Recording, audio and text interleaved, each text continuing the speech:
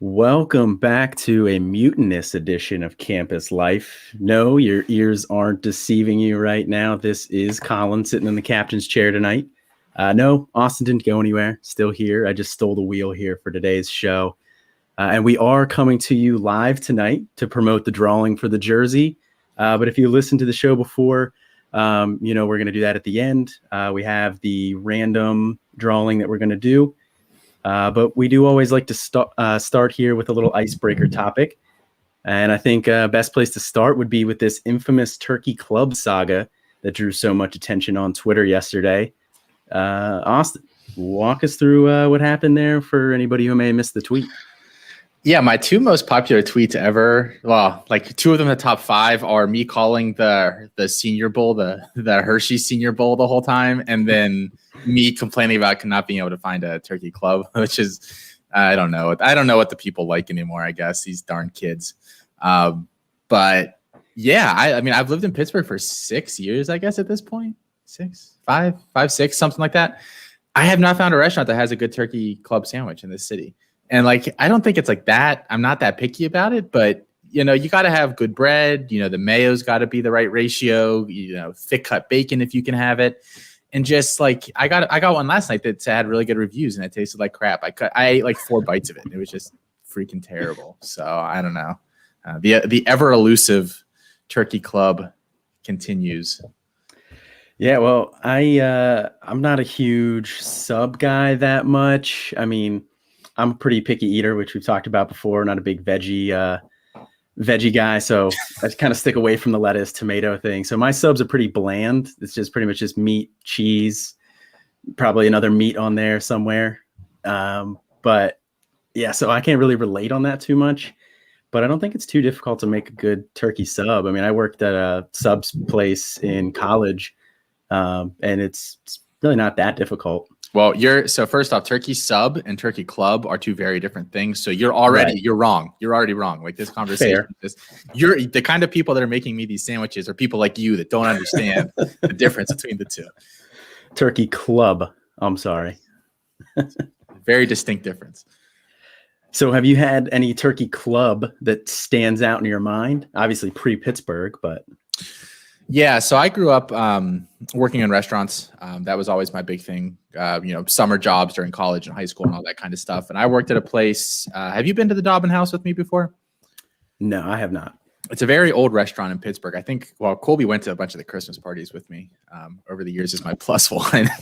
But That's cute. They're known for their onion soup. Like we get people that come from like all over the country just for the onion soup. It's amazing. It's the best onion soup I've ever had. It ruined onion soup for me. Literally can't eat anybody else's. But they have just the bomb turkey club, and they took it off the menu this year. Oh, they got a new chef and they took it off the menu. So now I'm just like, I don't know where to get a fix for my turkey club. So if anybody knows, I got a lot of suggestions, like just buy your own smoker. And like, I think that's what it's going to come to. I think I'm just going to have to get my own smoker and like make my own meats and stuff. So. Do you think you'd be able to do that at your current place? I mean, you have that nice little like balcony area, but yeah, we have a grill out there. So what's one more toy for me out there that my wife has to maneuver around?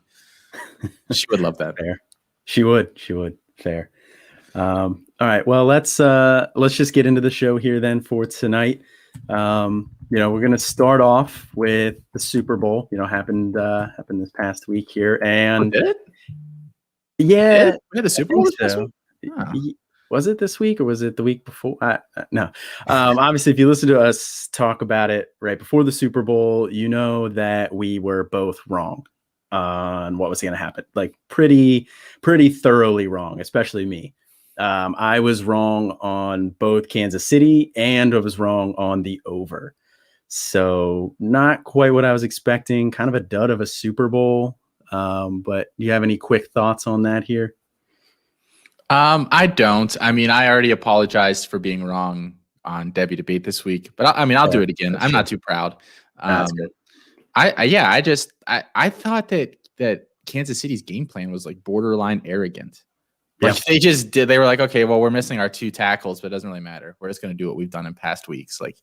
And then they kind of adjusted for a couple plays at halftime where they ran the ball a little bit more and they did it well because Tampa was dropping a bunch of guys and really only rushing 4, and then they just abandoned it because I think they got too skittish about being down. But I mean, Mahomes being crippled a little bit, it was just one of those nights where nothing goes right. I can't think of like one thing that went right for them really all night. So. Yeah. And I think one of the other big storylines there is your guy, my friend, also Felix, was definitely right. Losing those O-line players did matter a little bit more than maybe we anticipated. Mahomes was just hurried all night. Tampa's D had 3 sacks, 5 tackles for a loss. They hit him 10 times, and he was under pressure way more than that. If it wasn't Patrick Mahomes, those numbers would have been way worse. So I think that was a big storyline there too. And then the other storyline that's pretty big and is something that I feel like I need to issue my apology for now is, Kansas City's weapons. They were extremely disappointing. I thought that, and Felix saying, yeah, he took the under. Yeah, you're right, Felix. You're right. I don't think Felix is a betting man, but he probably could have made a lot of money this weekend if he had really wanted to. Yeah, he should have. But yeah, with the weapons in KC there, I mean, I came out the week before. I said that, obviously they have a lot of people leaving in free agency this year. Their cap situation's not great. So I didn't really see them investing a lot in, wide receiver in this year in the offseason. But, I'm starting to rethink that. Nobody could step up once they took Hill away by using 2 safeties over the top, and then they kind of took Kelsey away. They focused on him. The linebackers that they have are David and White are both pretty good in coverage. So they helped to take Kelsey away there, and the offense struggled after that. So I think now they might actually have to invest in somebody. Maybe not a big name free agent or somebody in round 1, but I think you could look at, a wide receiver in round 2 maybe, and then they maybe grab like a mid-tier veteran who wants a ring. Somebody who goes there for a little bit cheaper than maybe they would somewhere else. I think that the pendulum, if the panic pendulum is going to swing way too far to that side though, because we were missing those 2 offensive tackles. Now, granted, I don't think Fisher is going to be back by the beginning of the season.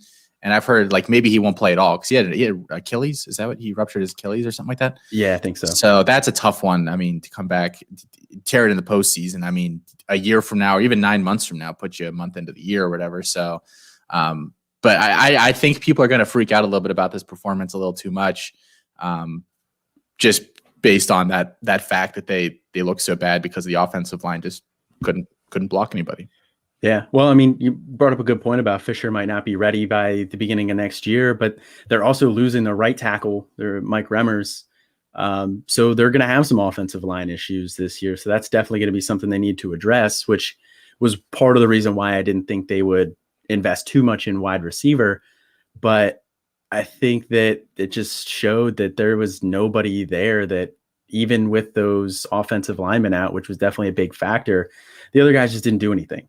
And as nice it is to have Hill and Kelsey be your 2 main guys, and there's not a lot of teams that can stop both of them. So I do think you're right. The panic is going to swing too far one direction. I don't think there's a lot of teams out there next year that are going to be able to stop both of them. But if you run into one of those teams, like there's nobody else there to step up. So I think they need to bring in somebody solid. They get their doctor back guy, right? That's on the offensive line. He's a starter for them. Yeah. I have no idea what his name is. Lauren Duvernay Tardif. It's this like huge long name. I don't even know. I just call him the doctor. But well, he wanted to put that on the back of his jersey, but they wouldn't let him. That's lame. If I ever get to the NFL, they damn well better let me put Esquire on the back. That's all I got. Well, that's kind of what he said. He's like, I'm a doctor. Like, I earned that. Put that on the back. He's like, you got people with like senior and junior and the 3rd and the 4th and Will Fuller the 5th, on the back of the jerseys there. And, he can't put doctor on the back. With the little squirrely guys that they have at kicker, it would be like hilarious to see like Sam Smith, CPA, like out attempting like extra points or something like that. I'd pay. I wish they could do that. That'd be a lot of fun. There's absolutely a kicker or a long snapper there who has a CPA license. There's no doubt in my mind. Yeah, I mean it's one of those guys that, like, you watch a movie about that they like tried out for whatever team and they ended up making it, and they were because they were bored of their office job or whatever. Yeah. All right, well, that's enough for the Super Bowl there. It's enough apologizing on our end here. So we'll hop right into like the news segment here at the beginning. And it's a little quarterback heavy here, but a little bit different than just, who's going where. This is some injury news here. So, we had both of the Super Bowl QBs had surgery here this week. Tom Brady with his knee and Mahomes with the foot. Surgery reportedly went well for Mahomes. He already had his. He's supposed to be out for the offseason, but should be back by camp. So I'm assuming this doesn't really affect anything for him. No, yeah, literally no change for me at all. I mean, turf toe is one of those things that it hurts. If you've had a toe injury, it hurts really bad. You get hit like you can kind of rest it during the week, and then you get into a game and it gets hit like one time, and then it just you're just done for the day. So I think that you could tell that it was bothering him in that game. That he was limping around. Yeah, and the thing with a toe injury with turf toe, so your big toe, is you get so much explosion off of your first toe, a lot of your explosive movement, and you don't really realize it until you have a toe injury.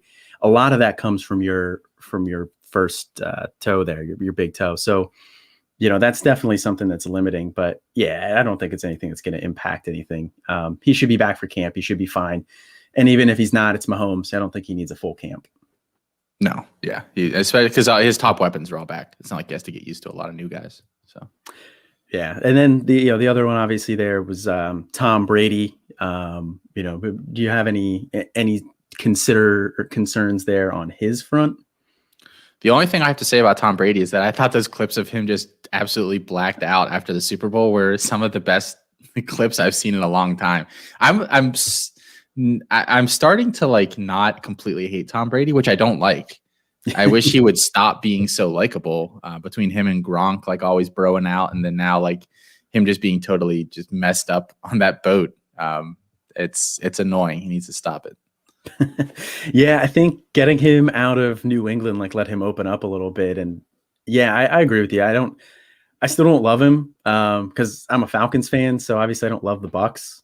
It's hard to hate the Bucks. They're kind of like the Bengals for you, where you don't love them, but you don't really hate them. They're not really they haven't been much of a threat until this year, which they just obviously looked way better than the Falcons with Brady, and the Falcons tanked miserably. But so I don't love him on the Bucks. I don't love the Bucks, but yeah, I like him, seeing his personality here a little bit, seeing him in some commercials. I think it's good for the league overall. Yeah, it is. Yeah, I don't know. I was rooting for Kansas City. I'm just a little bummed out. I like seeing Mahomes just kind of write his own story, because I feel like Tom Brady, his story's still writing, but at this point, it's he's on Harry Potter book 7. I'm already kind of done with the series. I want to see the second book of Mahomes' career or whatever. So you're done with the Harry Potter series by book 7? That's a lie. I love Harry Potter. I mean, I used to get all the books at midnight. I used to see all the movies at midnight. I was going to say. I guess I could say, I haven't watched any of the new Harry Potter movies, the Fantastic Beasts. So maybe that's the part of the career, Tom Brady's career, we're at. Tom Brady's on Fantastic Beasts and Where to Find Them, and I just don't give a shit. And Mahomes is on book 2 of Lord of the Rings or something, and I'm just starting to get into that. Yeah, I was gonna say, I thought you were a big Harry Potter guy. I know one of your big sayings was "You're such a Hufflepuff." That was one of yours, right? That was not a big saying. I mean, I may have called you that one time, but you, Evan, and Colby would call people Hufflepuffs all the time. Okay, we're not. You're not driving anymore. You're done with this. All right, I pull the car over. I'll let you hop. You take the wheel. All right, well, we'll move into the last injury news here then. That's Matt Stafford. Reportedly dealt with a whole litany of injuries here this year. The partially torn UCL in his right thumb. He tore his UCL in his left elbow. And yes, you have a UCL, ulnar collateral ligament, in both your thumb and your elbow. I was wondering that, so thank you for clearing that up for me.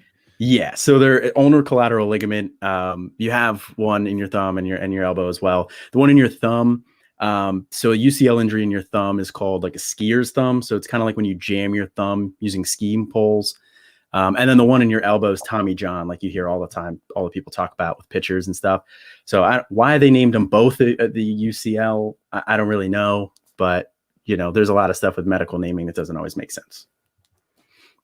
I don't know anything about that. Yeah. And I only know like very, very little amount. But because for anybody who doesn't know, I went to PT school for a little while, didn't work out, onto a different career path. But so I know a little bit here, but also he had broken ribs, tore something in the back of his left knee. And that's in a quote from him. I don't really know what he tore in the back of his left knee. That's super vague. And then he had an ankle sprain, which was just like your classic basketball type ankle injury. So is this whole litany of injuries here, is that concerning at all for you as these injuries pile up over the years for him? UCL would be worrying if it was in his throwing arm, which it is not. I did see one of like the big doctor people on Twitter the other day saying that it's not necessarily a good idea to let that heal by itself. Like it doesn't generally work out super well. I don't know if you have any comments on that particular item, but I mean, regardless, non-throwing arm, you got to figure that's something that even if he has to, brace it up a little bit, that's not a huge concern. Really, the only one that concerns me is whatever he tore in the back of his knee, which just sounds like not that good, but apparently wasn't that big of an issue. I don't know. I like him a lot. The worry for me is that the Rams offensive line, like I know they were better this year than they have been, but they're still not, this elite unit. If he had gone somewhere that has like this great offensive line this offseason, then it would like not even be a blip on my radar. So it concerns me like 10%. Like on 20%, like a scale of 10, 1 to 10, it's like a 2 for me. Because he's young enough, and I think that I'm not worried beyond 3 or 4 years. So if he gives me 3 or 4, well, I guess he's only under contract for 2 years there. Is that correct? I think. Yeah, I think so. So I mean, if he gives me 2 great years with the Rams, and then I have to say goodbye, it's like adopting an older dog at the shelter. If I get 2 years with him, and they're 2 beautiful years that I will cherish and remember for forever, and he wins me a lot of money. I think I lost the dog analogy at that point, but that's okay. Yeah, I was gonna say that's kind of you started out kind of dark with that, actually. Yeah, so some kind of old Yeller stuff over here. No, I'm kind of with you there, but it is starting to worry me. I mean, 32 isn't young. It's not old, but it's not young. And then he broke something in his back last year, so. He had injuries earlier in his career too. He had the shoulder issues that kind of lingered for a year or two. Then he was fine for a while. And then, his back last year, some injuries piling up this year.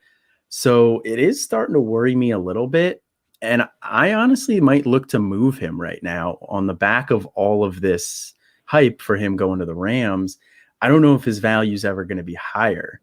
I think you could still get, like you said, do 2-3 really solid years for him. But I don't know. I might start to explore moving him right now. I got him for very fair value in that one league that we're in. That's like 96 teams, 8 copies. I traded Deontay Johnson for him, and I felt like, and even like as time goes on, like with him getting traded now and Ben possibly retiring, like I still think that's like almost like perfect value. I was very, very happy with it at the time, and I think I'm still pretty happy with it, even as a Steelers fan. Yeah. Yeah, well, no, and the thing with that league too, 96 teams, 8 copies. So it's heavy, but you have a lot of trade partners there. But with the way the settings worked out, I noticed that QB was pretty important in that. So yeah, I think that was a good call getting him. I ended up trading for Brady in that year too. Now that was more, I was rebuilding a little bit, and Brady was just kind of like a throw in a deal. But I'm still happy with him. I think it was a quick retool in that one too. So I think I'll be ready to play next year with compete next year with Brady. Said he wants to play till he's 50 or 48 or whatever. So, I mean, yeah. At what point do we stop saying Tom Brady's going to be bad next year? I don't know. But I guess you have to say it every offseason. So then when he is bad, then you look smart. Yeah. I mean, if you just keep throwing a handful of darts at that every time, you're going to be right one of these times. Yeah. You're going to hit something. I've been banking. I've been saying it for 6 years now, so I think I'm getting closer. I can feel it. It just hasn't gotten there yet. Well, and then we'll move on to our last QB related news here. And that is that Russ wants to cook. He's telling Seattle that he really wants to have more say. He wants more control. And, is he going to look to take that to another kitchen? I mean, what do you think on that one? I don't think he's going to leave. I don't think there's really any chance of that. I don't know what to make of Seattle's offense because I think they just keep making really stupid offensive coordinator hires. Like, I don't know why so many of these franchises, like I get that, because I've said this line a bunch of times before, like I root for the team. I don't root for the players. So generally, like people say, well, why don't you want the players to make as much money as they can from your team? Well, because I'm a Steelers fan. I'm not a Alejandro Villanueva fan, or I'm trying to think of guys that are free agents this offseason. So I root for the team before the players. I don't know why these teams though won't sit down with these quarterbacks like you see Houston doing now and Dallas doing that, like not doing now, where all they want is a little bit of input. And for you to maybe say, we've got these three guys. Do you prefer any of them? Now, maybe they are doing that and they're just giving Russ really shitty decisions and he's like choosing the least bad of the three. We don't know that, but like for being this important guy that you're investing $40 million, 20%, 25% of your cap, there should be more. I'm not saying that they sit there in the interviews, but there should be a little more input, a little more communication there. And I feel like Seattle is another one of those teams that just has not done that correctly over the past several years. Yeah, I'm definitely with you there. I mean, the quarterbacks, especially when you have a really good quarterback like Russ or like Deshaun, that, they are the type of a quarterback that can win you a game by themselves. They can elevate everybody else around them. They're a face of the franchise type guy. They are a 10+ year high level NFL starter. I think you got to give them some input, give them something. Don't treat them like this low level employee. I mean, if you think of the NFL team like a business, and I get that you want to have, the corporate structure there, but at least treat that quarterback like a mid-level manager or something. Don't treat him like just some base level employee. Don't treat him like your punter. No, I mean, I completely agree. I like you're dipping into the analogy pool with me here tonight. I think this is going to be a good show. I like that. I like that a lot. I pulled a little bit of, like to pull a little bit of hosting from a couple different people. So I figured I'd take that from you. You're always pretty spot on with the analogies. I try. All right. Well, let's get into the big meat of the show here.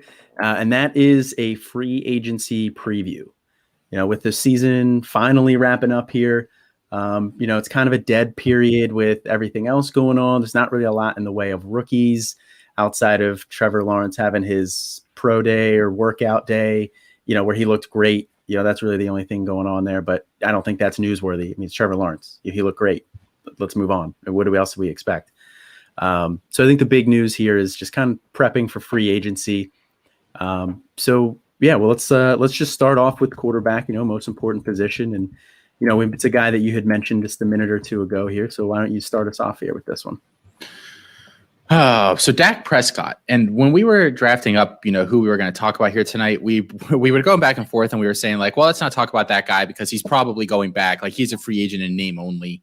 There were a bunch of guys that we kind of discussed back and forth about that. And I initially thought that about Dak. And then I just keep thinking about all the news you hear out of Dallas where they just sound incompetent over and over and over again. And I'm just like, well, maybe they are going to let him go. Like maybe they are going to somehow screw this up.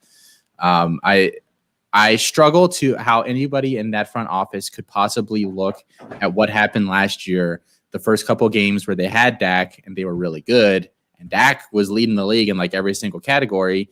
And then Dak went down and all of a sudden you suck. Like maybe let's put 2 and 2 together, somebody there in that front office and make 4. And then let's make a decision here on a contract because he's young. He's going to be 28 next year. That's still plenty of life for a quarterback.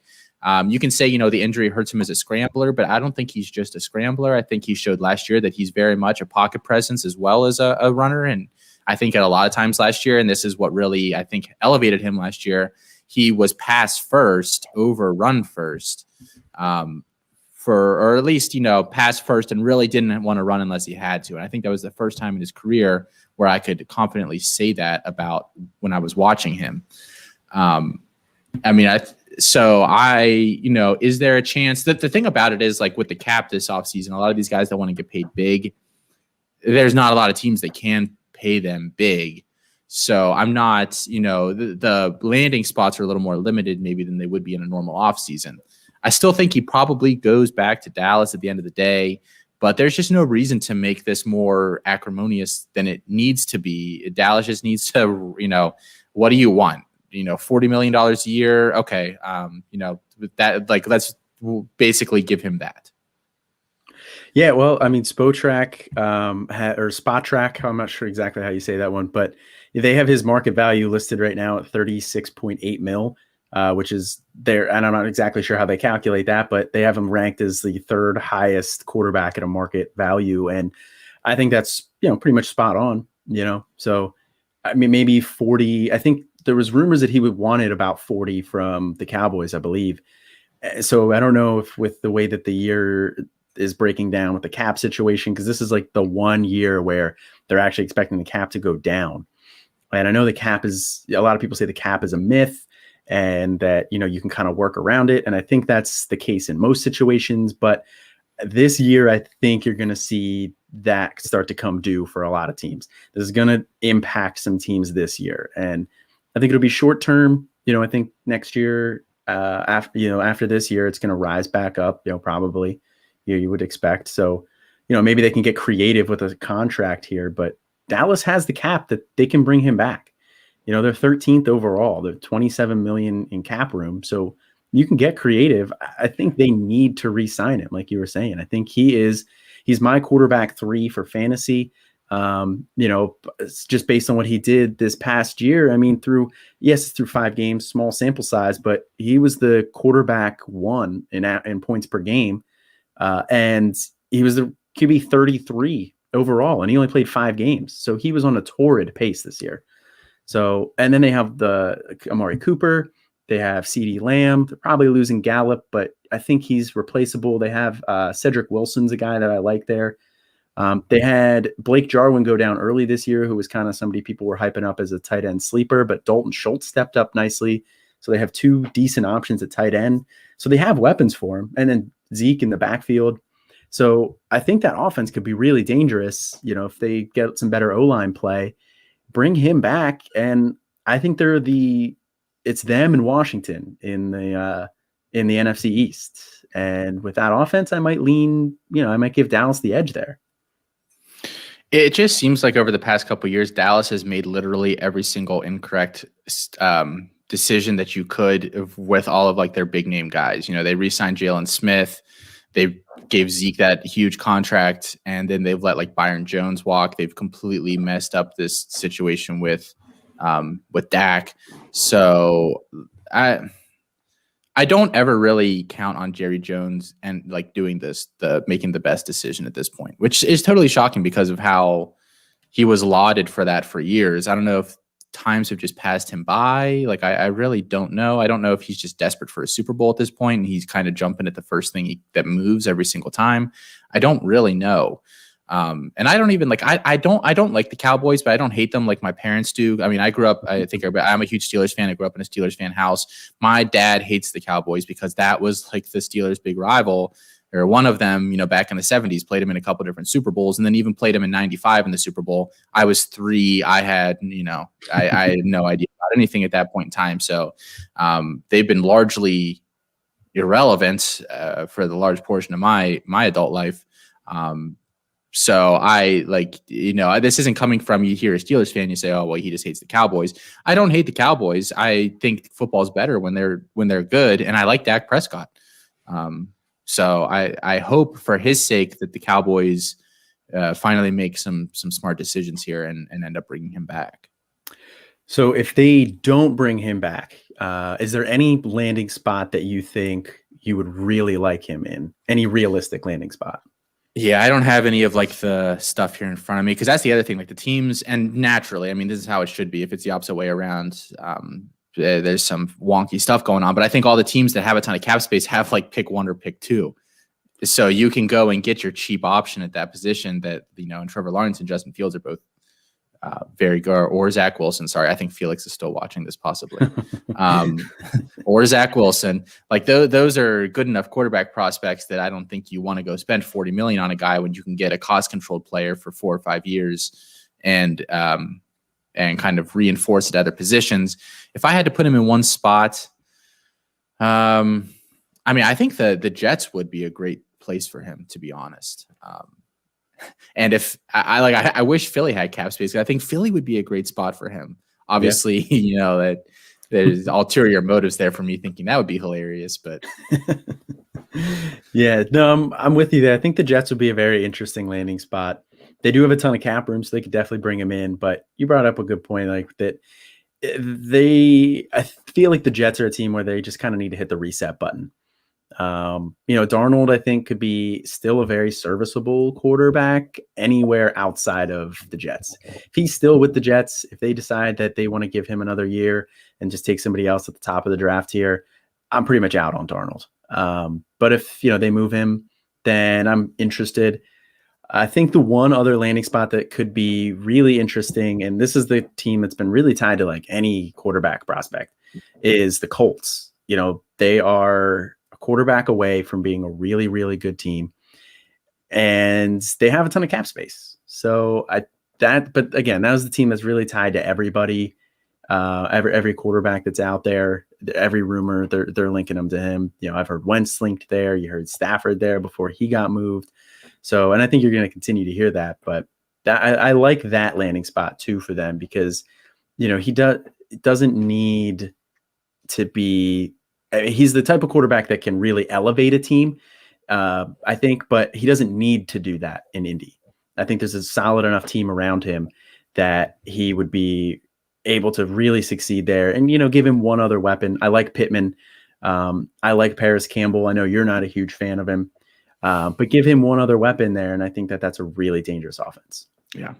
I'd agree with that. So there's one other quarterback that I have on here that I want to talk about. And then after that, there's some other guys. There's Dalton's a free agent, but how much do we care about that?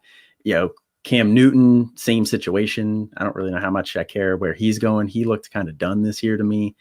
The one guy that I do want to talk about, though, that's a free agent is Mitch Trubisky. And I think all signs do point to him probably going back to Chicago on a cheap deal to compete to be the starter. But one landing spot that's really interesting for him would be San Francisco. And San Francisco is the team that traded back one spot in that draft, in the 2017 draft. Trade back one spot. They let Chicago take Trubisky and they pick up 2/3 and a fourth there. And then watch them just turn around and sign him for a 1-year prove it deal and him actually be able to succeed there.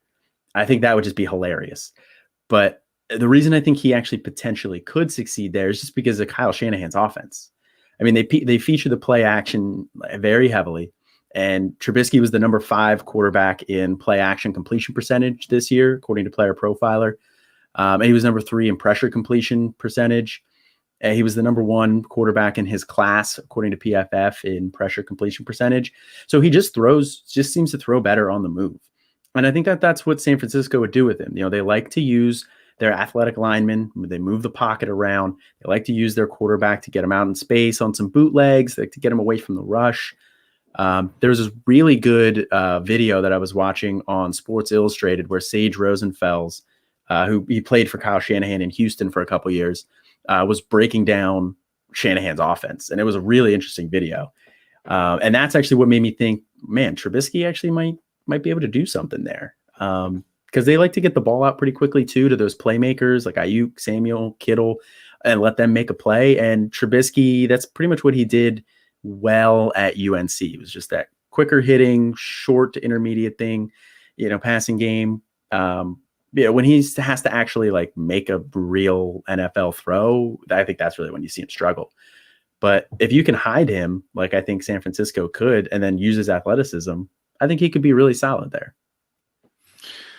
Yeah, that Trubisky is the other guy I highlighted in my notes here. I don't think we had discussed that beforehand, so that's interesting.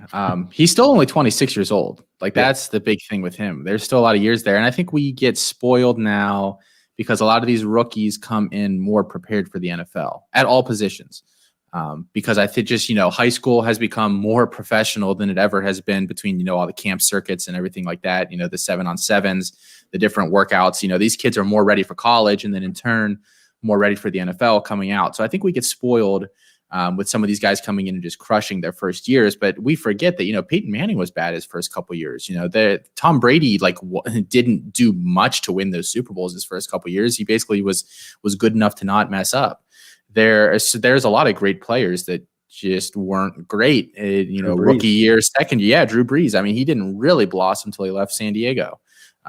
So I'm still like Trubisky and Goff both. I think people are killing when there's still something there, in my opinion. Now, I'm not going to go out. I'm not actively trying to just, pay a bunch of, whatever to acquire these guys in leagues. But if the opportunity arises to snag some of them, yeah, I think that the upside is there to really gain some nice value.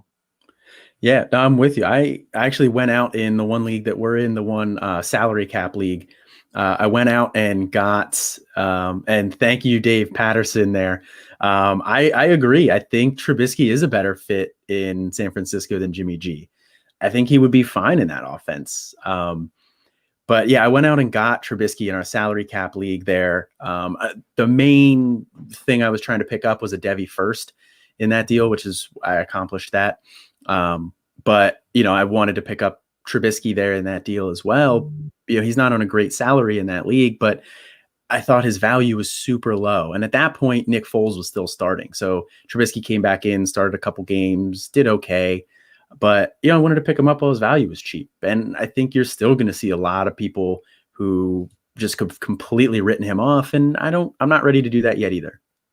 The only other quarterback that I just want to say a quick word on is Cam Newton, because I see some people still on social media clinging to him, and they tend to be people that are Panthers fans. And I get it, because Cam Newton gave you some really, really good years, and he took you to a Super Bowl and is very much a beloved figure in that city. So I get it. But I don't know how anybody could have watched New England last year. And yes, I realize that the weapons there weren't great and that the line was a little bit depleted. But I don't know how anybody could have watched Cam Newton last year and said, yeah, Cam Newton looks like he still has a couple years left in this league. His arm looks pretty much shot. He cannot move like he used to. Cam Newton is total fool's gold. If you have him and anybody's willing to pay anything for him in leagues this offseason, I would happily sell him for whatever I can get, because I think no matter where he ends up next year, maybe if he goes to the Colts for cheap and then they just surround him with even more stuff, then maybe that masks a little bit. But I just don't really see anything else there with him. And I feel bad saying it, because I do like Cam Newton, and have for most of his career. The clothing or a couple of his outfits I'm not a huge fan of, but overall I really like the guy, and it's disappointing to see when a player hits that point where they just fall off a cliff, and Cam Newton has done that, unfortunately. Yeah, it's always sad to see somebody fall off a cliff that sharply. But yeah, I'm with you there. I think I'm pretty much out on him as well. So let's move on to the running back position there. We talked a little bit Leonard Fournette in the last show in the Super Bowl preview, so I don't think we need to spend a ton of time on him there. Like I mentioned on that show, he's my running back 26 in my rankings. That could definitely change based on his landing spot, because this year he was in a pretty much dead even timeshare with Ronald Jones. He had a 47.4% snap share rating. So I think it's pretty understandable that he was only the RB 39 on the year. But he showed what you like to see from him. He had a couple big games, and then he also caught 36 passes this year in that type of a timeshare. And then he had 76 last year. So I think both of those 2 years show that he can still catch the ball. So, I'm still interested in him depending on where he goes. I think he could still be a featured back. I don't think he's going to cost you too much right now. I think if he went to Seattle, that would be fantastic, but I don't really know if they're going to be able to do that one.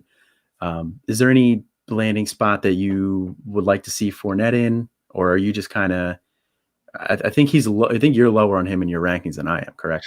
I am by a few spots just because I don't know where he's going to land. A very good landing spot could potentially bump him up a couple spots. I have him right around I have him at 30, or I have him at 31, right around like Naheem Hines. I have at 30.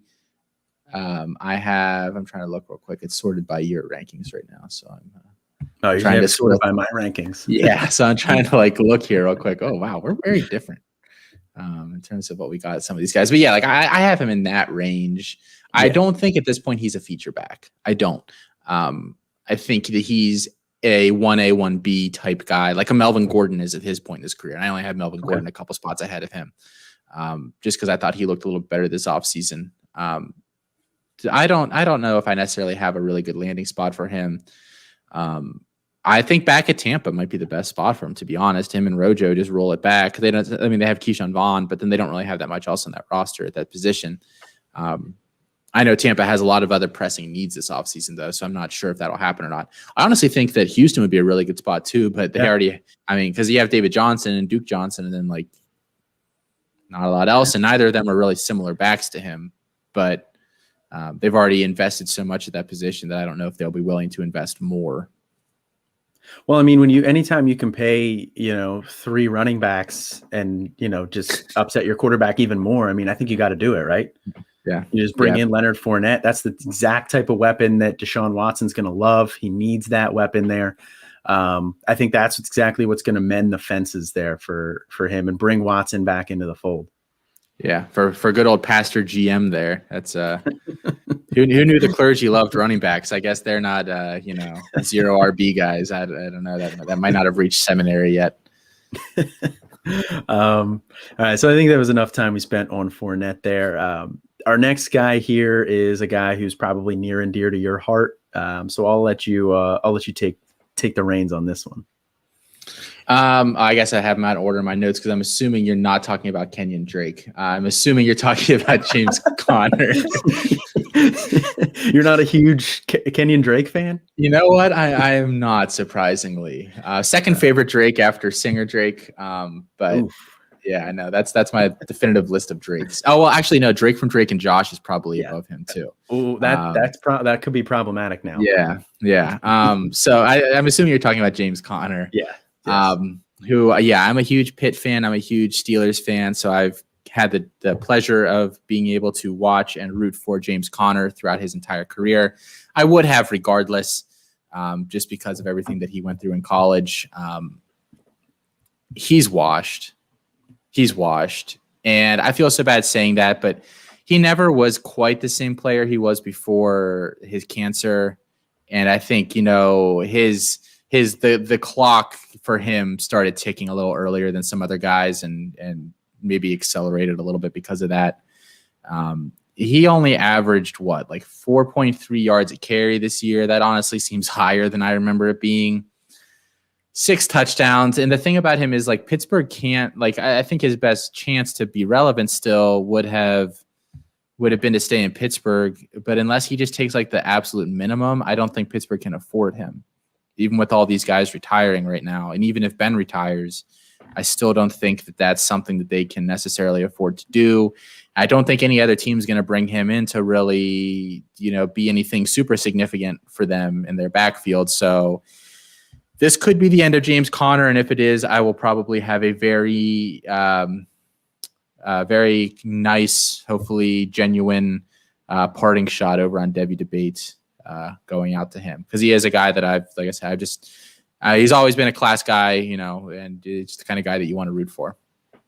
Yeah, I definitely agree with that. Always the type of guy that you want to root for there. He's, obviously great story there. Beating cancer, coming back, making it in the NFL. Just to make it in the NFL in general is a great story, but everything else that he went through too. And then he's, local kid and stays home from Pitt University, stays in Pittsburgh, absolutely beloved by that city. But, I think you're right. Did you just say Pitt University? Maybe. I don't know. Pittsburgh University. I'm sorry. I'm done. H2P. Is that better? That's better. No, but I think you're right. I think he's pretty much washed there. And it's unfortunate, only 25 years old, but he just struggles to stay healthy. He only played 13 games this year. He's played 10 last year. And then with the Steelers having too many other needs, I do think he's gone. So, is there anywhere that he would go that you would be interested in his value, or are you just completely fading altogether? No, I don't have him in any leagues. Actually, he's one of those rare guys that I play in 12 leagues and I just don't have him anywhere, and I won't buy him anywhere. I mean, I guess if somebody dropped him, I'd go pick him up, but I don't see that much left in the tank there. Just his playing style is not conducive to playing that long either, with that kind of stiffer, a little more of an upright running style. So it is what it is. There's a lot of those guys kind of leaving the Steelers this offseason. It's a very sad offseason for me. But what are you going to do? Yeah. I'm with you there. There's not really anywhere that I would be interested in him going. I know in the one league that we're in together, the guy who has Connor just keeps trying to pawn him off on me in a deal. Like, I'm going to just accept it. And exactly who I'm talking about too. Does he know about like our pod or anything, Trav? I don't know if he does. Yeah, I don't know. I haven't mentioned it to him directly. So I don't know. I don't know if he listens. If he does, he didn't submit a jersey or he didn't submit a review. He's never mentioned it. Doesn't follow us on Twitter or anything. But yeah, so I mean, he keeps just trying to bombard me with trades for him. Like, I don't realize that he's washed. So I'm pretty much out on him. But we'll move on to the next guy here that you already teased a little bit, Kenyon Drake. He is my RB 36, which seems a little bit low given that he was the RB 12 this year and he was the RB 18 last year.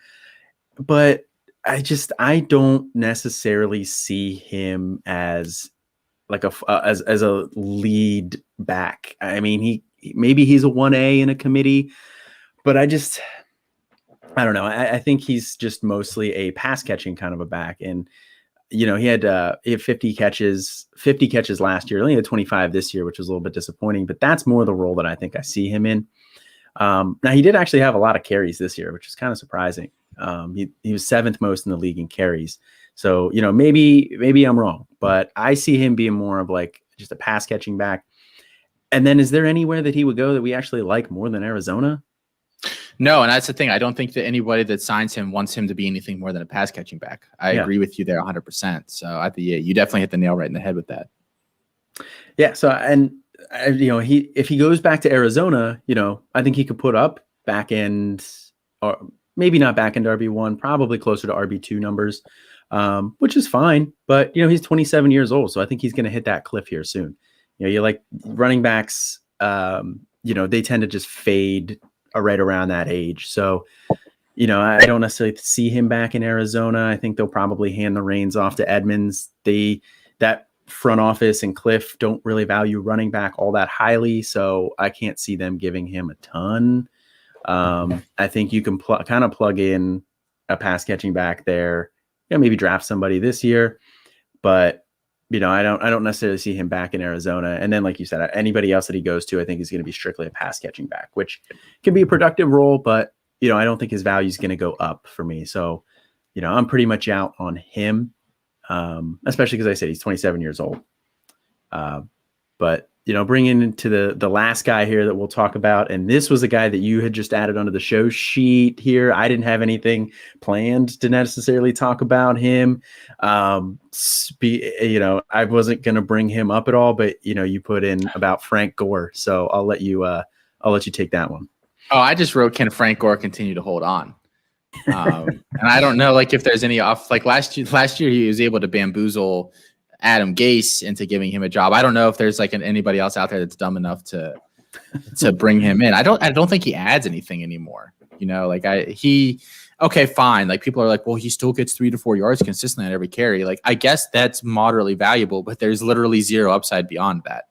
I don't know how many situations the team is in that often where they're like, well, this guy's going to get me 3 yards on this carry. I really, really need that.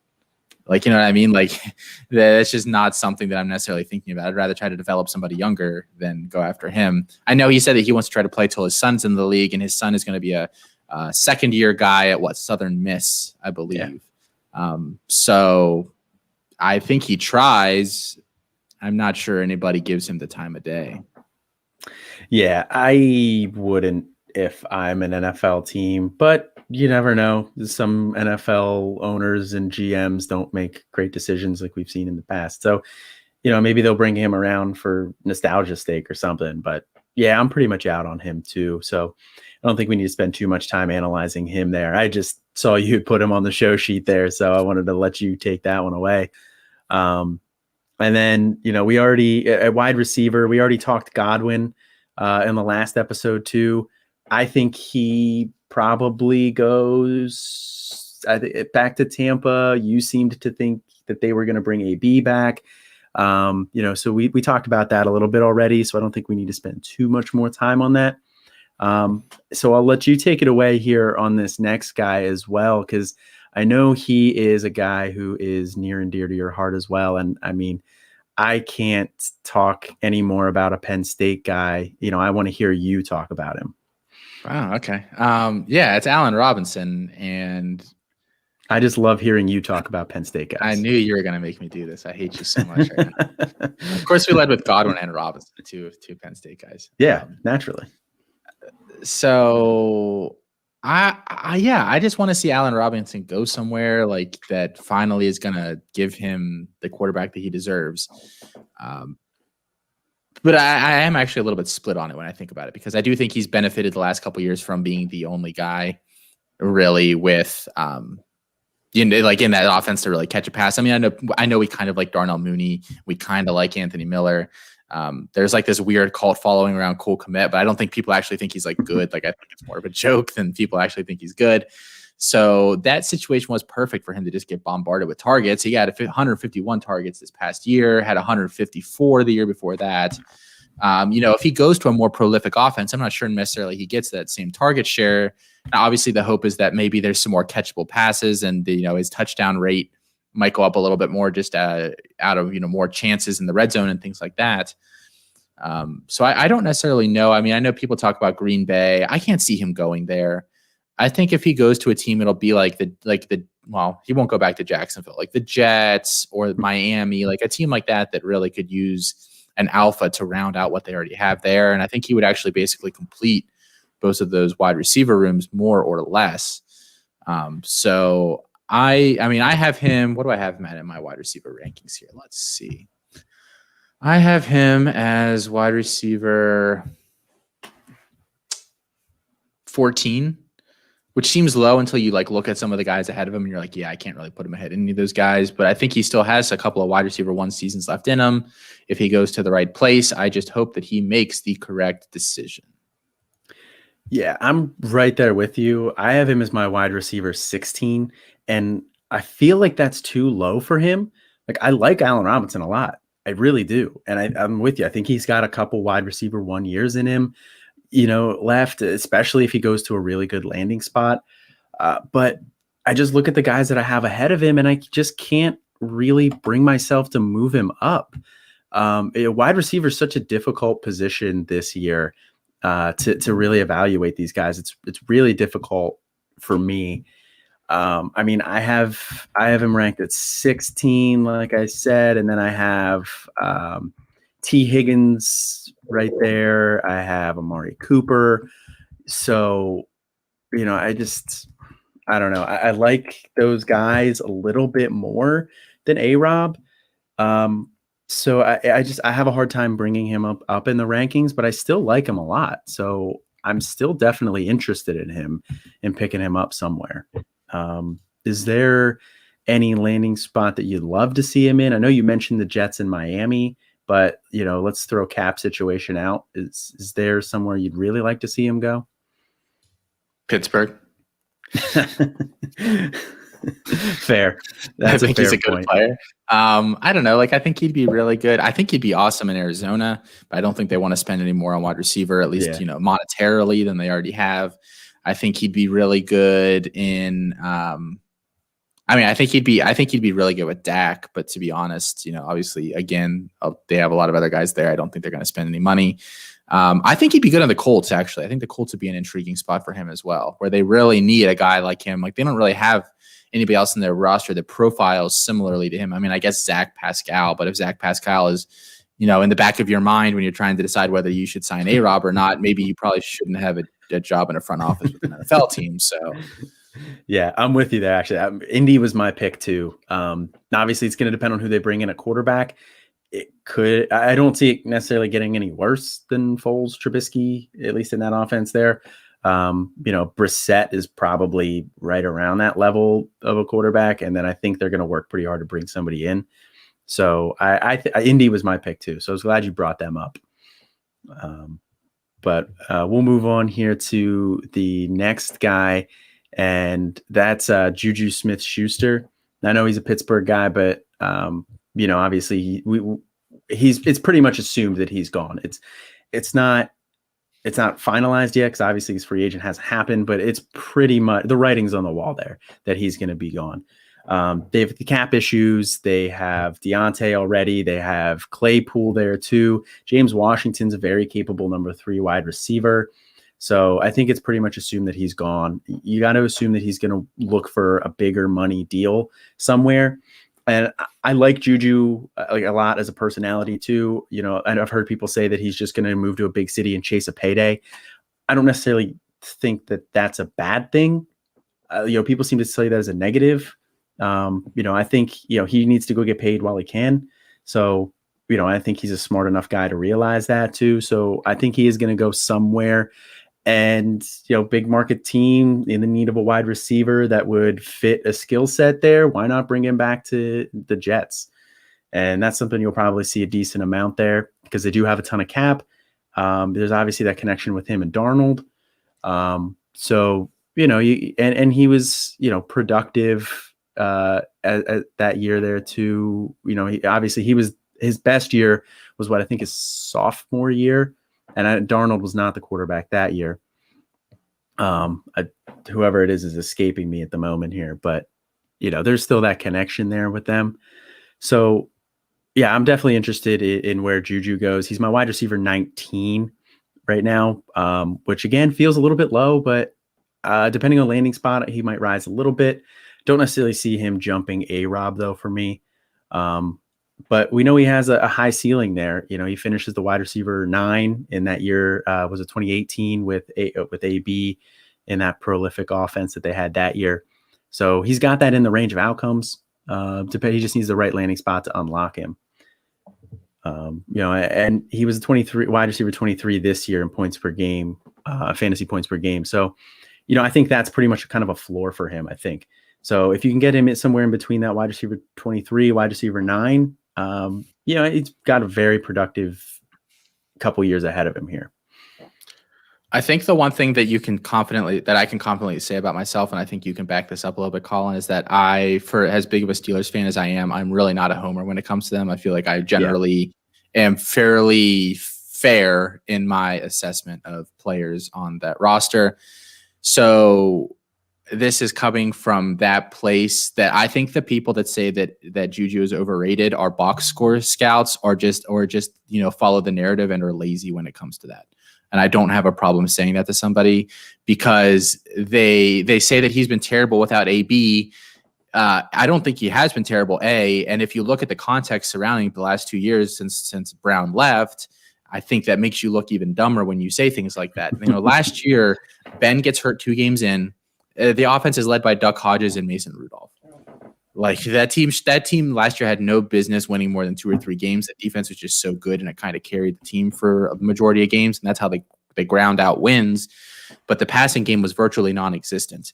This past year, he was still, the number 17 wide receiver in PPR. Yes, I understand that his depth of target was low, all of those kinds of stats. But again, if you watch the games at all, Ben can't throw further than 10 yards anymore. That's like his limit. There was a reason why, if you watch Ben from a few years ago and then you watch him this year, he always was testing downfield. And he generally, obviously hit as much as a quarterback will hit going deep. He was awful going deep this year. Teams knew that he wasn't throwing past 10 yards. They camped everybody out there. After 10 games, everybody figured that out. I don't know why it took 10 games, but here we are. And so Juju's, advanced stats suffered because of that, but he still had a really good year. I don't know why people are so down on him. He's 24 years old. He will probably leave Pittsburgh this year. Probably the most upset I'll be about a Steeler leaving since we got rid of Joey Porter way back in the day. And I wish him all the best. I think he's going to succeed. I think people give him a bad, they say all this crap about him. Oh, he wants to do his dance and stuff. Like, you guys have no idea the kind of stuff that he does around here in the community and the kind of worker he is behind the scenes. People just, like to talk a bunch of stuff that they have no idea about. Yeah, I'm with you there. I don't really know anything that he does, in the community there. I've heard good things. But he just seems like a really good guy to root for, overall, besides being like a good player on the NFL field too. So we'll be moving on to the next guy here. The next guy is a guy who I think I thought I was lower on than most people, but then when we talked a little bit pre-show about our rankings, you ended up being a little bit lower on him than me. So I'll let you take the reins here on this one. Tell us a little bit about Will Fuller. Yeah, so I have Will Fuller as my wide receiver 59 right now, which again seems crazy until you look at the list of guys in front of him. Like I would take, there are like 10 rookies that I would take in front of him in a startup, and that means generally the pick range that I trade him for, that's just I would trade him for a second round pick and be like a mid second round pick and be happy about it. I just like, availability is the best ability. People say that all the time. I'm very much a believer in that. The guy hasn't played a full season in his entire career. And it's like usually not even close. He played 14 games in 2016. That's the most he's ever played. He's played 10, 7, 11, 11 the past 4 years. And I get it that, last year he was having a great year and then the PED stuff hit, but that doesn't make me feel any better about him. So he's a boomer bust guy. He'll put up 2 weeks a year where he puts up 40 points and the rest of the time he basically does nothing. I don't like Will Fuller. I just don't like him. I don't know where he'll end up. I have to think that his stock has been deflated a little bit by missing those games due to suspension at the end of the year. Do you have a place that you prefer him to go? I know a lot of people were talking about him to Chicago or to Green Bay earlier in the year, like around the trade deadline time. He hadn't been suspended yet. He was still looking really good. He was a wide receiver 8 in fantasy points per game this year, which I feel like you have to do that based on that suspension. So he looked really good all year, and then people were talking about him going to Green Bay, and I think that would be a really good compliment for Davante Adams, where he doesn't really need to do anything other than just kind of stretch the field and not let people key on Adams. Although it didn't really seem to matter that much this year. They kind of keyed on Adams, and he was still an absolute beast. But so I could get on board with him going to Green Bay, but I'm with you. I'm not a big Will Fuller fan. He just can't really stay on the field. I have him as wide receiver 40, which I haven't factored in all of my rookies yet. I'm still kind of parsing out like the later guys. So I could definitely see some guys jumping him once I add them in. Cause I'm with you. Like I would absolutely trade him for a mid-second right now in a heartbeat. But yeah, Dave Patterson just killing the question game today here on the show. Stretch the field in the Chargers. Yeah. With Herbert. Yeah. I think that would be a great, sorry, go ahead. Yeah. He has another really good question about tight end that I'm going to bring up when we hit the tight ends here. So okay. Don't think that we didn't see that. We will get to that. Okay. Well, yeah, I mean, I think we talked a lot about Will Fuller there. We're both kind of out on him. He's a sell for me. So I don't think we need to go in too much more on him. The next guy though on the list here is a guy who's very, I've been a big fan of for a while. And that is Corey Davis. Now I took him in the rookie draft, that we had in 2 of my rookie drafts that I was able to take him. I took him at 1-3, just behind it that year. It was Leonard Fournette and Christian McCaffrey. And he was my wide receiver 1 by a country mile that year. I loved his profile. And how can you not? I mean, he's the NCAA's all-time leader in receiving yards. He topped 1,400 yards in each of his last 3 seasons in college. It's a 96th percentile dominator rating, 96th percentile breakout age, according to Player Profiler. He had the draft capital back it up. He was 5th overall pick. So he had an absolute alpha profile. And then just didn't really do anything. I mean, he was fine. His rookie year, he was okay. He kind of struggled a little bit with that injury. At the end of the year, he had that big game in the playoffs against the Patriots where he had 2 touchdowns. So he got some hype coming into the following year into 2018, and then just didn't really do anything. But I think he was limited a little bit by QB play that year. But then after that, AJ Brown came in and just put him in the dust. Everybody kind of forgot about Davis, and everybody wanted to hop on AJ Brown's train. And Davis quietly had a nice bounce back year this year. He's the wide receiver 30 in fantasy points per game. He had 28.8% of his team's air yards, so he was doing it, fairly deep there. He was 25th in the league in that. Now he was obviously still behind AJ Brown because I just think AJ Brown's a better receiver. But Corey Davis is a guy that I like a lot, and I think he's a guy who's going to leave. The Titans have some offensive pieces that are leaving this year. Don't necessarily think they can bring all of them back. And I think Davis needs to go somewhere and get a fresh start.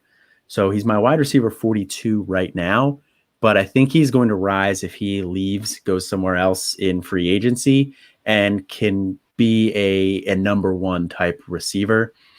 I would love to see him stay in that division and go over to Houston. Houston needs a wide receiver, and they're losing Fuller. They have Cooks there who's good, but I think Davis can really complement Cooks. So I would like to see him go there. Do you have any specific spot that you would like to see Davis go at all? The only other one that I can think of is the Colts, just because, like you said, he complements, Campbell and some of those other guys really well. Again, staying in division. I don't know if he'll do that or not. I suspect that he ends up ending back up in Tennessee. I think they bring back him and Jonnu, which would be. Okay. I'm hoping they do. Yeah. I think I think Dave brought up a good point. Tannehill is really underrated throwing the ball. I mean, I think that was a big part of why you saw Corey Davis have a bounce back year this year with a full year of Tannehill. Tannehill supported both him and AJ Brown in a fantasy relevant capacity. So, I'm back on the Corey Davis bandwagon here. I will definitely be looking to buy him if I can. Like I said, he did have a hot end of the year there, so you might get some Corey Davis truthers who probably are the ones who still own him, who are ready to buy back in like me. But if you can buy him, he's definitely a guy that I'm interested in there. And then we'll just round out wide receiver quickly here, talking about 2 of the aging guys in AJ Green and T.Y. Hilton. Are you interested in either of these guys at all, Austin? I came out surprisingly low, like lower than I thought I was going to on Hilton when I was ranking. Same. And then it's another one of those where you just look at your list and you're like, well, I really like him, but I don't know which of these guys I'd put him in front of. I have him down, I actually probably have him too low. I'm looking at my rankings right now. I'd probably have to adjust these a little bit, but yeah, I don't know. Would you rather have Tamorrion Terry or Paris Campbell? I have Tamorrion Terry at wide receiver 75. So if you'd rather chase the upside with Terry coming in, then Hilton can't be any better than wide receiver 76, which is where incidentally, I have AJ Green as I'm looking at this here. So those are the kind of guys where you start just thinking, maybe I would rather take a chance on this upside than with maybe riding Hilton for another year or two, or, same for AJ Green. Yeah, I have T.Y. Hilton at my wide receiver 75. So I'm with you. I'm pretty low on Hilton as well. He was really good early in his career, but then the 2 years without luck, he just hasn't been able to do anything. I think he could be a flex option potentially in the right situation, but I'm pretty much out on him. And I'm more or less out on AJ Green as well. I have AJ Green a little bit higher, wide receiver 64, just because it's hard to quit a guy like that. But I think AJ Green's pretty much done too. I have Gabe Davis at 64 to give you the level of guy that I have there. And again, who would you rather have? I think I'd rather take the chance on Gabe up. I guess when I'm thinking about some of these older guys, like I just sit here and I'm go like, if I think Gabe Davis, is probably worth like a late second to acquire him right now. Like, and then I think of AJ Green, like, I don't know how you sync those two up. I mean, I get that I would have to say of the two, does Hilton maybe have another better year or two left than AJ Green? Yeah, probably I'd have to say. But at the same time, if AJ Green goes to a nice landing spot and I have 0 ones picked out that he could go to that I think would be really good for him. To throw that to you. But, if he has a good landing spot that he can be the wide receiver 2 on a roster, or maybe a prolific offense that's a wide receiver 3, then, do we see the AJ Green of old? I don't know. Then that's just what's so hard to rank some of these guys after you get outside like the top 50 or so. Yeah. Yeah. And when I had mentioned earlier at the beginning of the show, when we were talking about Kansas City weapons and them signing like a mid-tier vet who might be ring chasing, AJ Green was actually the guy I had in mind. I think he would be good. Hilton would be great there. Yeah. Either of those two guys, or, throw in Marvin Jones too. Any of those 3 guys. Marvin Jones is a free agent. Any of those guys that go to Kansas City, just kind of ring chase towards the end of their career. They could go there for cheap, and then, I'm potentially interested, but that's pretty much about it. As far as places that I'd be interested in seeing them go. Yeah. So we'll move on there and then just talk a little bit about tight end. It is a position that we neglect a little bit too much. It's the redheaded stepchild there. And there's 2 interesting guys at this position. You already mentioned Jonnu. You thought he was going to come back. And between Jonnu and Corey Davis, I do think Jonnu would be the guy who would come back. I think Corey Davis would be more likely to leave. Jonnu was the tight end 9 this year. He was the tight end 17 last year. He's only 25 years old. You got to love his athletic profile there too. So, he's continuing to grow, continuing to learn the tight end position. It does take a little bit longer for them to develop. And I think he's really starting to come into his own this year. Faded a little bit down the stretch, but there's tight end's pretty barren and there's not a lot of guys that I'm interested in. So, sign me up for Jonnu, even if he goes back. But if he leaves, potentially go to a place that could really utilize him well. But even if he stays and Corey Davis leaves, now he's the number 2 option in that offense, pretty solid, in the passing game, at least, pretty solidly. So, I'm interested in Jonnu. I know you said you thought he might go somewhere else. Is there anywhere you thought he was going to go? Anywhere you'd like to see him go? No, I think Jonnu goes back. I do. I just it's just one of those things where, if you're a guy, you have to think with the cap going down this offseason, can I go somewhere that's going to be as good of a situation and make I think the money is almost off the table for a lot of these guys, unless you're, Dak Prescott can probably go and get money wherever. Can Jonnu Smith go and get money wherever? That I'm not so sure about. I think he's really a guy that, he almost says, give me a 2-year deal here in a situation that I'm comfortable with a bunch of guys that I'm comfortable with. And then, because he's still young. How did you say how old he is? I don't 25. know. Yeah. So, if he signs another deal till 27, then he can still sign one more nice contract wherever he wants. And the cap will have probably rebounded by then. Yeah, no, I think that's a great point. I think it's a lot of guys, especially the tight end position, because there's a couple other guys who are kind of interesting names. Gerald Everett, potentially interesting. He could go somewhere and get like a 1 or 2 year deal, maybe rehab his value somewhere, because he kind of fell off the face of the earth. But he was a guy that I was still kind of interested in. He had some draft capital there. But the only other real interesting name for me at tight end, the only other big name would be Hunter Henry. And I'll let you take this one away from here. I really like Hunter Henry. I think people just forget. He was one of your guys. People just forget about him. Yeah, I took him in my first ever rookie draft, my first ever rookie draft in our. I guess it was probably my second ever one. It's the first one that we did in our league together, though. Yeah, our home league that we've been in for a bunch of years here. Because I took him in the second round, and he's been a staple on my roster. I think he's just a very steady Eddie kind of guy. I think if he stays healthy for a whole year, he's a guy that won't finish worse than if he's healthy, right around tight end 10 or so. I mean, he was 12 in PPR this year, I think, and he missed 2 games. Yeah. Absolutely killed me because he missed playoff games and they're like the fantasy playoff games, and with the COVID stuff, I think he had a close contact or whatever. And I had no other tight ends on my roster, so he just totally nuked me. Who did I start? I started one of the backup Titans tight ends that week, and I was like, okay, I'm gonna go donate like $150 to this guy's charity if he does something this week. Yeah.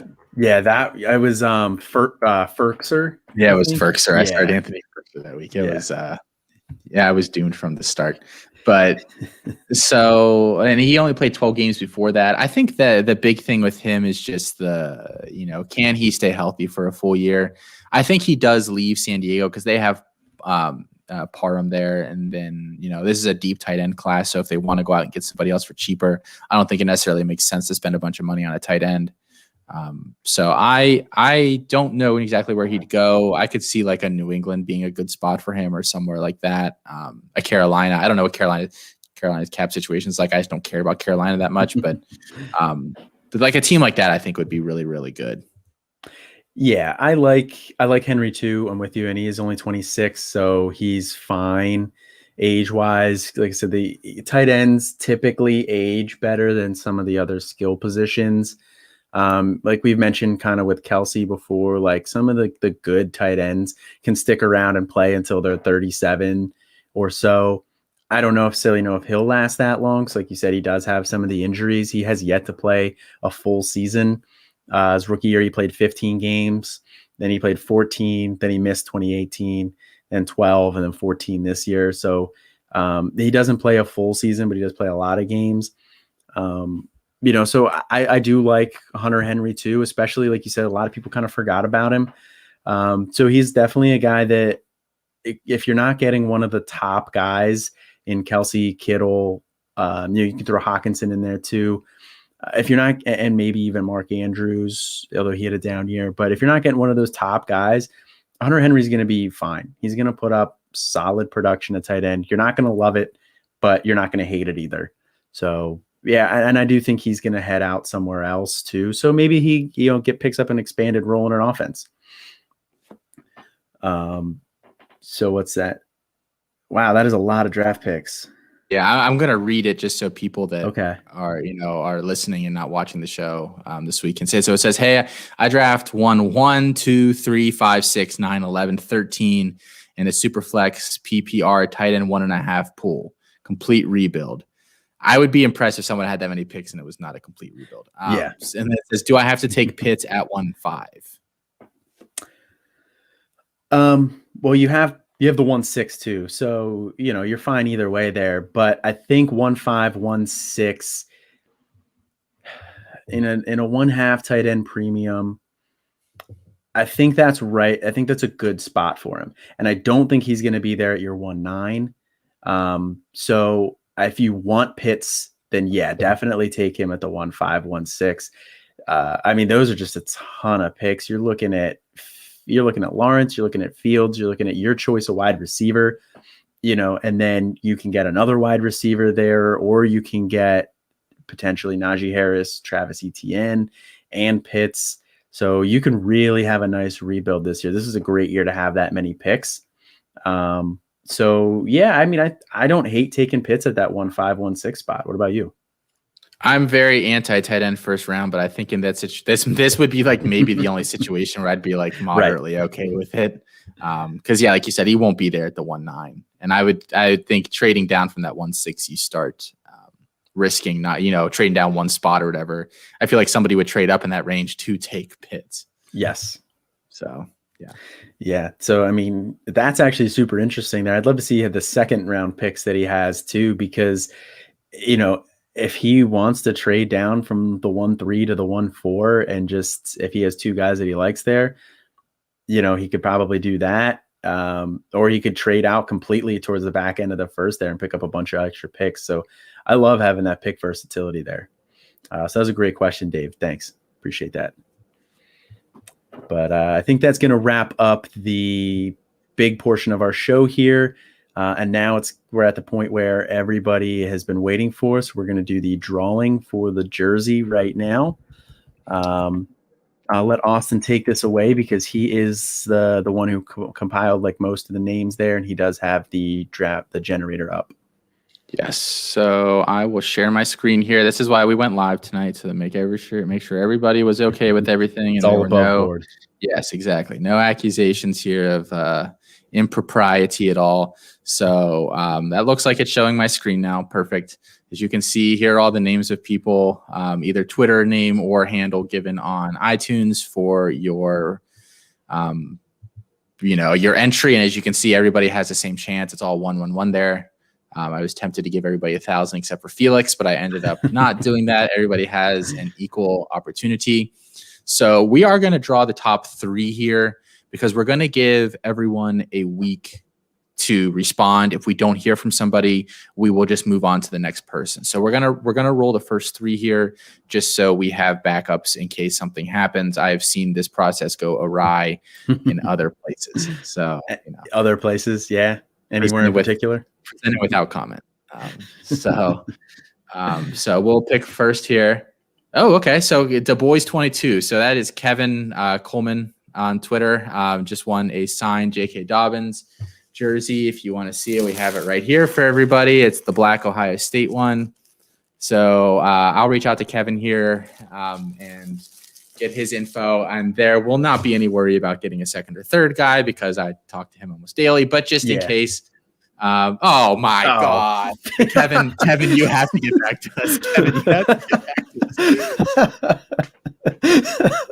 us. You definitely should have nuked Felix's chances. Oh man, because Felix is second. And who's Felix third? At the 2, and Peebles is third, and Dwight Peebles at 3rd. I think looking at that screen, there's a big smudge there on the 2 spot. I think that got flipped. I think Dwight is actually 2. And Felix is number 22. I think there was an extra 2 there. Oh, that's so funny. But yeah, so Kevin, definitely get back to us. I know you're a guy who interacts with us a lot on Twitter, so I have no doubt you're going to get onto this one. Yeah. So thank you everybody who's given reviews. We are going to do more of these. We have some very special announcements coming out here, and we have a pretty hard timeline for it at this point. So that there will be more of these. So don't worry if you've missed out on this jersey. We'll have other fun ones as well. Probably lean more college ones just because it seems like most places do NFL, but we can always switch it up. We're not married to any particular side of that. Yeah, well, the only difficult thing about the college jerseys is with the way the name, image, likeness is right now, it's hard to get signed college jerseys for guys who are still in college. So that's kind of why we went with the JK Dobbins one, fresh rookie, bigger name guy. And we won the bid on that one, so that had a big part to play in it too. But yeah, so we'll try to stick with some of the college jerseys, but they probably will be a guy who's a year removed, at least until they get the whole name, image, likeness thing figured out. Yeah. So I think that's all I have for tonight, Colin. You wanna take us home? Yeah, I'll take it home here tonight. The last thing that I have housekeeping wise is if you followed us from the beginning. 2 months ago, almost to the day, I believe, was the release of our first episode. I think it was on the 11th, if I'm remembering correctly. But so it's been about 2 months. So we've been teasing since the very beginning that we have some big things in the work. And like Austin alluded to, we have a pretty hard timeline for it at this point. So you can look for this coming likely next weekend, maybe Monday is where we're leaning right now. So we've been teasing it for a while. Stick with us. It's coming here very soon. Definitely worth the wait. But that's going to do it here for our show tonight. Thanks for joining us live. Thanks for tuning in and listening to me drive the episode here. It's my first shot at hosting. Austin let me take the wheel. Let me know how I did on Twitter. Reach out to me. I'm at Campus2 Canton, the number 2 in the middle. Or if you want to see Austin drive from now on and do it more often, do it all of the time, not have any forays into me into driving, tweet at him, let him know. That's at Devi Dietz for him. And that's going to do it for us here. I'm Colin. I'm Austin. And thanks for joining us. We'll see you guys later.